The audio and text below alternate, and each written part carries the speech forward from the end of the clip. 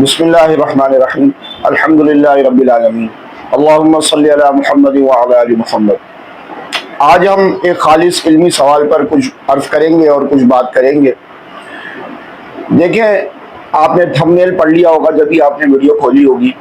سب سے پہلے مقدمے کے طور پہ میں ایک بات عرض کر دوں۔ قرآن کریم نے واضح طور پہ یہ ارشاد اللہ تبارک و تعالیٰ کا ہے کہ ان اللہ لا یغفر ان یشرک بہ ویغفر ما دون ذلک لمن یشاء، کہ اللہ تبارک و تعالیٰ شرک کو تو معاف نہیں فرمائے گا، باقی جس گناہ کو چاہے گا اپنے رحمت سے معاف کر دے گا بروز قیامت۔ اب یہاں پہ ہم کو ایک اصول پتہ چل گیا کہ اللہ تبارک و تعالیٰ شرک کے علاوہ ہر گناہ کو قیامت کے دن معاف کر دے گا اگر بندہ بغیر توبہ کے مر گیا۔ یہ خاص ان لوگوں کے لیے آیت ہے کہ ایک آدمی ہے جس نے گناہوں کے اندر زندگی گزاری اور وہ بغیر توبہ کے مر گیا، تو اب اللہ کی مرضی ہے، اللہ چاہے اس کے کسی چھوٹے سے عمل کا بہانہ بنا کر یا محض اپنی مشیت سے اس کو معاف فرما دے۔ یہ اللہ تعالیٰ نے کوئی قید نہیں رکھی، لیکن شرک پر اللہ کی قید ہے کہ شرک مشرک اگر ہوگا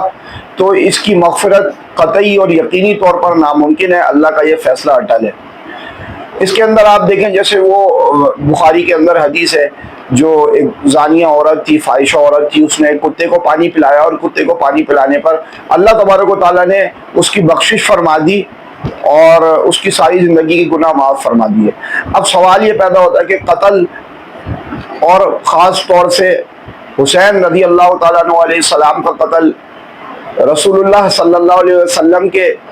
نواسے اور لخت جگر اور آپ علیہ الصلوۃ والسلام کی آنکھوں کی ٹھنڈک اور ان کا قتل، کیا یہ ایسا جرم ہے؟ کیا یہ ایسا جرم ہے کہ اللہ تبارک و تعالیٰ چاہے تو اس کو اپنی مشیت سے معاف کر دے؟ اب آتے ہیں اس بات کی طرف۔ دیکھیں، قرآن کریم کے اندر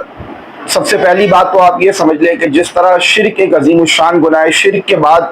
کسی مومن کا قتل ناحق یہ سب سے بڑا گناہ ہے گناہوں کے اندر، کیونکہ شرک کا جو اللہ تبارک و تعالیٰ نے سزا بتایا ہے وہی سزا،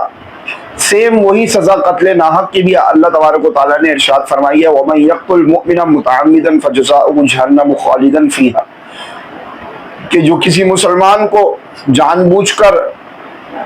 ناحق قتل کرے گا تو اللہ تبارک و تعالیٰ اس کو ہمیشہ ہمیشہ کی آگ میں جھونک دے گا، ہمیشہ ہمیشہ کے لیے اس کو جہنم میں جھونک دے گا۔ تو قتل ناحق وہ کوئی ایسا گناہ نہیں ہے کہ جو ایک ہلکا سا گناہ ہو اور جس کے اوپر کوئی باس پرس نہ ہو، ورنہ تو پھر جہنم کا تصور ہی باطل ہو جائے گا۔ کہ اگر ہم صرف یہ تصور کر لیں کہ بھائی آدمی چاہے جو چاہے کرے، اللہ بڑا غفور الرحیم ہے، تو پھر تو جہنم کا تصور باطل ہو جائے گا۔ پھر تو دنیا میں آپ پھر کھلا ہو، یعنی ظلم کرو، جور اور جفا کرو، لوگوں کی گردنیں مارو اور پھر بولو اللہ معاف کر دے گا۔ پہلی بات تو یہ ہے۔ اور دوسری بات یہ ہے، اگر یہ لوگوں کو ہضم ہو سکے اور ڈائجسٹ ہو سکے، کہ رسول اللہ صلی اللہ علیہ وسلم نے، ترمذی کے اندر حدیث ہے کہ آپ صلی اللہ علیہ وسلم نے ارشاد فرمایا کہ حسین مجھ سے اور میں حسین سے ہوں۔ تو جب آپ صلی اللہ علیہ وسلم اتنی محبت فرما رہے ہیں کہ حسین کو خود فرما رہے ہیں کہ حسین مجھ سے اور میں حسین سے ہوں، حسین کو اپنے نفس کے ساتھ آپ صلی اللہ علیہ وسلم نے جوڑ دیا، حسین کو اپنے آپ کے ساتھ آپ صلی اللہ علیہ وسلم نے جوڑ دیا، تو کیا یہاں پہ سوال پیدا ہوتا ہے، کیا حسین کا قتل رسول اللہ کا قتل شمار نہیں ہوگا قیامت کے دن اس حدیث کی روشنی میں؟ اور کیا رسول اللہ صلی اللہ علیہ وسلم کی محبت کا قتل، کیا یہ قیامت کے دن ایسا گناہ ہوگا جو معاف کر دیا جائے؟ چلے آئیں اس کو ایک دوسرے پیرائے سے بھی دیکھتے ہیں۔ ایک روایت ہے جو کہ مسند احمد کے اندر بھی ہے، اور مزید دوسری کتاب جو امام بہقی کی کتاب دلائل النبوہ کے اندر بھی یہ روایت ہے، اور مشہور روایت ہے، لوگ جانتے ہیں اس کو۔